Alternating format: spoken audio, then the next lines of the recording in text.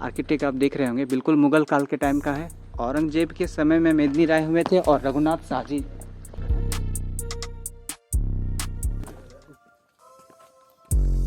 आदम जमाने का पेड़ और इसकी जड़ें आप देख रहे होंगे। और क्या कुआं गहरा है भाई साहब। ये कुछ डरावने वाले इलाके जहाँ पे लेकर के जा रहे हैं आयुष भाई हमें। तो मुझे ये वाली अंधेरी वाली इलाके देखने को oh my God, such mysterious place. Oh no. यार गाइस, एक बार फिर आप सबों को पलामू डिवीज़न से, आपको याद होगा महुआ डाड़ में और नेत्रहाट के जब जंगलों में विजिट कर रहा था, एक दो बार आपको इस डिवीज़न के बारे में मैंने कहना भी स्टार्ट की थी। तो बिल्कुल मेरे पीछे आप गेट देख पा रहे होंगे, ये है पलामू डिवीज़न का एक फोर्ट, नया फोर्ट पुराना फोर्ट जो भी है, मतलब नया किला पुराना किला जो भी है, वो सिर्फ इसी के रास्ते से होते हुए आप जाएंगे। ये बेतला नेशनल पार्क के अंतर्गत ही आता है। तो चलिए, आपको पता होगा ही 189 को मैं यहाँ पे पहुँचा था। आज डे 190 जिस दिन मैं इस पलामू के किले को विजिट करने जा रहा हूँ। और इतिहास की धरोहर जो है वो बिल्कुल इसके इर्द गिर्द घूमती है और ये हमारे एक धरोहर के रूप में ही है। तो क्या कुछ बचा हुआ है इस वक्त और क्या कुछ जान पाएंगे हम इस किले की ओर। पहले विजिट करें, रुक करें और उसके बाद फिर जानेंगे। वैसे मैं बता दूं, एक वाइल्ड लाइफ फोटोग्राफर हमारे भाई साहब जो है ये आज किले को घूमने में मदद कर रहे हैं। जोहार सर। जोहार जोहार। आप कहाँ से हैं वैसे? डाल्टनगंज, यहाँ से 25 किलोमीटर की दूरी पे। अच्छा, ये वैसे डाल्टनगंज से है। अभी डाल्टनगंज यहाँ से होते हुए ही जाना है। बेतला को केचकी है ना बीच में, केचकी करते हुए फिर मैं वहाँ पे जाऊँगा। चलिए इनके साथ घूमें। चलिए बैठिए।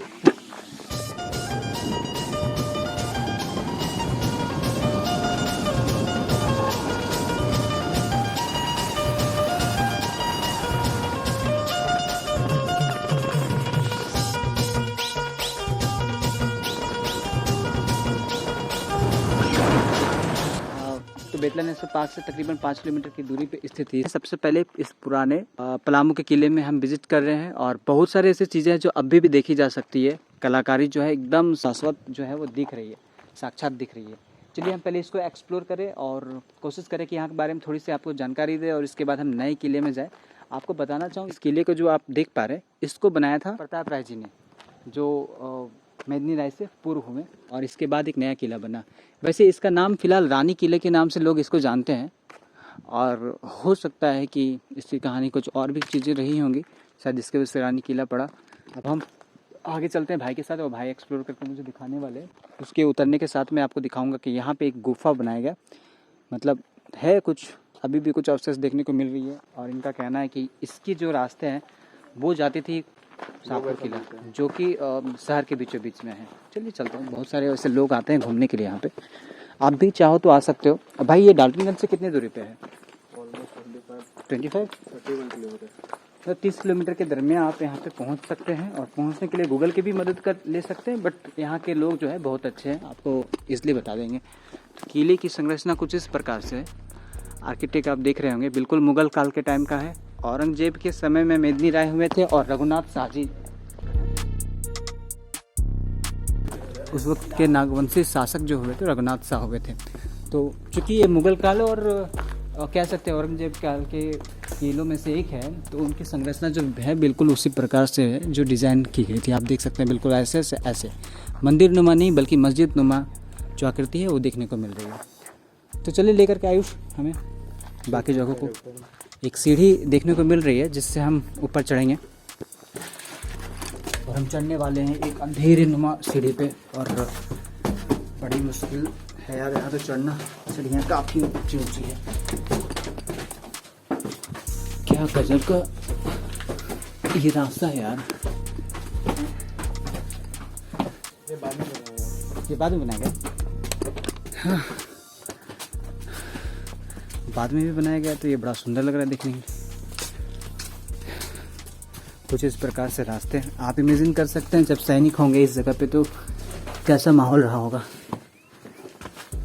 काफ़ी बड़ा है यार किला तो। ये देखो इसके साइड से और कुछ देख सकते हैं ब्लू लाल करके कुछ है जो डिज़ाइन अभी भी आपको देखने के लिए मिलते हैं।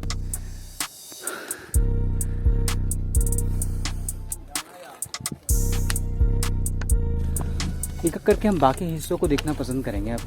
चलिए, ये तो मुझे लग रहा है बिल्कुल कि यहाँ पे सैनिकों का बोलबाला होगा, जैसे कि ये बिल्कुल लग रहा है उस प्रकार से मुझे कि मुख्य दरवाजे के पास ये वाली संरचना तैयार की गई है। इस जगह को देखने में एक ही चीज़ पता चलती है कि फॉरेस्ट डिपार्टमेंट ने अपने अंदर में इसको रखा, क्योंकि कई सारे पेड़ पौधे उग गए।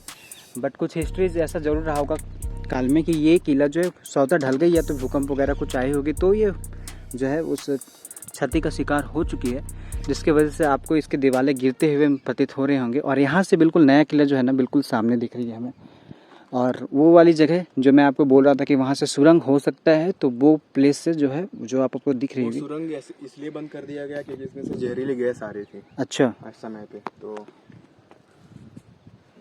ये तो बिल्कुल नया वाला, मतलब ऐसा लग रहा है मुझे कि हमारे झारखंड में भी कुछ ऐसे गैसेस, इसका मतलब ये है कि कुछ हो सकता है उपाय।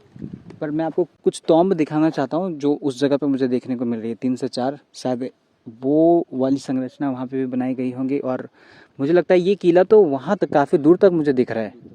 ये तकरीबन कितना 100 स्क्वायर मीटर है ना?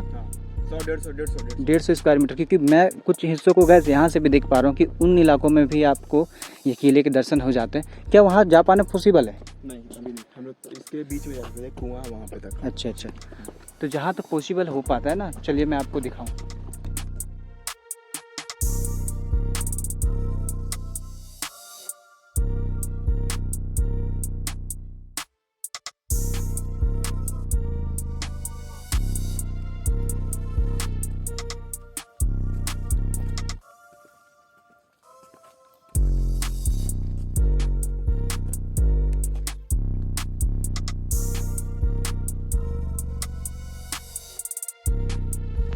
वैसे इस किले के बहुत सारे ऐसे चीज़ें हैं जो मैं दिखाना चाहता था, बट मैं शायद दिखा नहीं पाऊँगा, जिसको मुझे लगता है कि नई वाली जो किले बनी हुई है ना मेदिनी राय जी के किले, उसमें मैं शायद कोशिश कर सकता हूँ। हर किलों की भांति जैसे कि झारखंड में बने, उसके भांति मैं एक चीज़ दिखा सकता हूँ कि एक बार फिर लाह, बेल और दालों का प्रयोग करके इन दीवारों को बनाया गया है, इन दीवारों को जोड़ी गई है। ये लगती होंगी जरूर सीमेंट की, बट ये सीमेंट की है नहीं, पत्थर को आप देख सकते हैं। आपने बाकी मेरे नवरत्नगढ़ किले वाली या फिर पिठोरिया किले वाली ब्लॉग तो देखी होगी, या इसके पहले नारायणपुर जब मैं गया था, मतलब नारायणपुर किला, नावागढ़ किला जो कि लातेहार से थोड़ी दूरी में स्थित है, वहाँ पर भी ये संरचनाएं देखने को मिली होंगी आपको। बिल्कुल ये दीवारें जो हैं ये लगती है सीमेंट की, बट है नहीं। चलिए अब नीचे चलते हैं और नए किले की ओर हम रुख करेंगे। वैसे हम नए किले की ओर रुख करें उसके पूर्व ही हमें एक और जगह विजिट करनी है इसी किले के अंदर जो है। इसके दौरान मैं आपको बताऊं कि मुगलों का बहुत शासन चला है यहाँ पे, या फिर आप यूँ कह लें कि बहुत सारे कर लगा दी गई। राजा मान सिंह जो कि मुगलों की तरफ से एक शासन हुआ, उन्होंने भी यहीं के एक राजा को उन्होंने हराया और बाध्य किया उनको कि वो मुगलों के गुलाम बने। इस दौरान कई बार विध्वंस हुआ। इसके साथ साथ कई बार मुगलों ने करीब 3 से 4 बार इस किले को विध्वंस किया। इसके बाद फिर अंग्रेज आए और अंग्रेज़ों ने लूटा, भरपूर लूटा।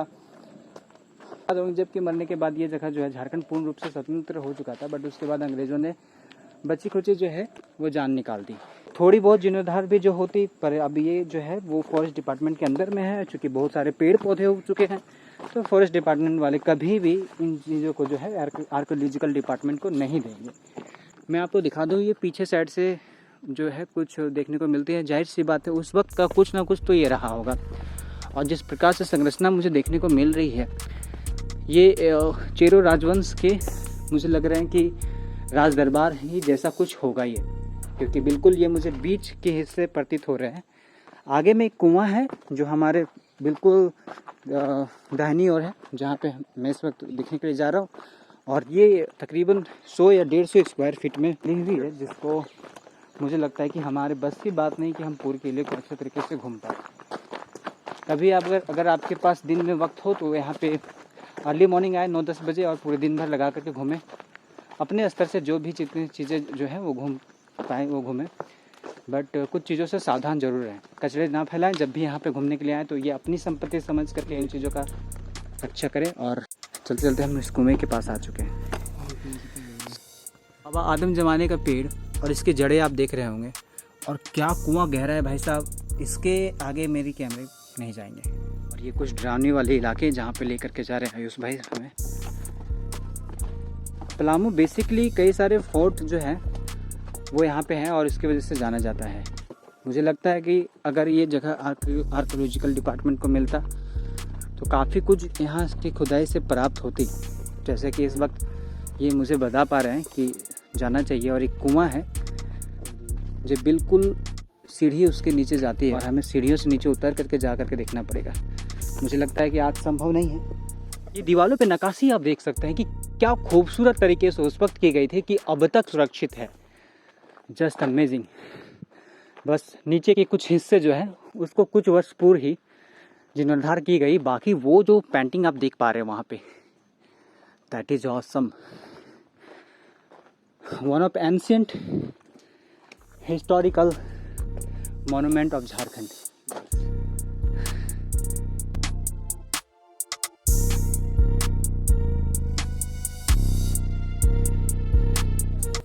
कई सारे लोग यहाँ पे घूमने के लिए निकलते हैं, मैं भी चला हूँ इनके साथ। और आगे मुझे एक सीढ़ी दिख रही है, बट उसके पूर्व मुझे ये वाली अंधेरी वाली इलाके देखने को मिले। Oh my God, such a mysterious place. Oh no, कहाँ मैं घुस गया।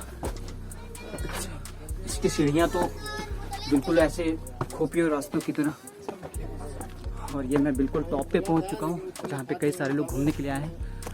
ओह माय गॉड, क्या ही जगह है ये तो वाकई में उस किले से भी बड़ा किला है ये। और मुझे लगता है तकरीबन 300 स्क्वायर मीटर में ये फैला होगा। इस जगह से पीछे वाली किले जो है ना वो दिख रही है, शायद आप भी देख पा रहे होंगे इस वक्त। मैंने इससे पूर्व इतनी बड़ी संरचनाएं कहीं नहीं देखी पूरे झारखंड भर में। क्या ही अद्भुत कलाकारी। बस मेदिनी राय जी के बारे में मैं इतना ही बता सकता हूँ आप सबों को कि मेदिनी राय इस चेरो वंश के सबसे प्रसिद्ध और ख़ास करके पलामू के सबसे विख्यात राजा कहलाए, और इन्होंने कई सारे जंगें जीती। बट अंततः ये जंग ख़त्म हो गई औरंगजेब के काल में, क्योंकि पहले तो मुग़लों ने इस जगह को अच्छे तरीके से लूटा और उसके बाद अंग्रेज़ों ने बिल्कुल विध्वंस कर दिया इस चेरो वंश के धन संपदा को लूट करके। कुछ इस वक्त घास और बहुत सारे पेड़ पौधे उग चुके हैं इस महल के आजू बाजू में। एक बार फिर आर्कियोलॉजिकल डिपार्टमेंट शायद इस जगह को छेड़खानी करना अब नहीं चाहेगी। अगर होता है ऐसा तो शायद झारखंड के इतिहास में कुछ ऐसी धरोहर जो है वो निकल करके बाहर आती, जो शायद आपको राजस्थान में भी मिले। मुग़ल काल में जिनको भेजा गया था इस जगह को नष्ट करने के लिए, उनका नाम दाऊद खान था। मैं आपको बताऊं, इसके पहले पूर्व मैंने आपको बताया भी था कि 3 से 4 बार तकरीबन इस जगह पे हमला की गई थी। एक्चुअली इस किले को बनाया ही गया था थोड़ी ऊपर में, 20 मीटर ऊपर में बनाया ही गया था, ताकि दूर दूर से देखा जा सके कि कौन से हमलावर जो है इस किले की ओर हमला करने के लिए आ रहे हैं।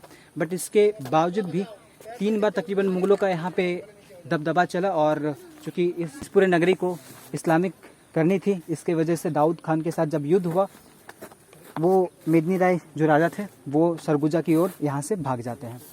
इस ब्लॉग में अभी तक इतना ही। इसके बाद मैं डाल्टनगंज के बाकी सभी किलों में आपको कुछ कुछ मेदिनी राय जी के बारे में और चेरो वंश के बारे में कुछ ना कुछ बताते जाऊंगा। मिलते हैं अब आपसे अगले ब्लॉग में, तब तक के लिए खुद का ख्याल रखिएगा, खुश रहिएगा, and don't forget keep flying, keep learning. जोहार झारखंड।